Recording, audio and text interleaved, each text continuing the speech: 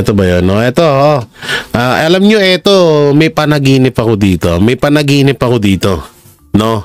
So, panoorin natin. Ito, DILG, ex-president, ayan, basahin natin yung title, Ayan. DILG ex-president Duterte di maaaring magtrabaho mula sa ICC Detention Center bilang mayor ng Davao City. So, panoorin po natin.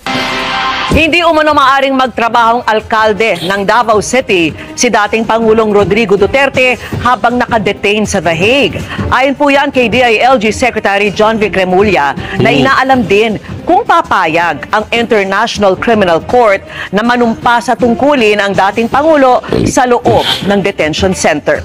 Putangin na dun pa lang maling-mali na.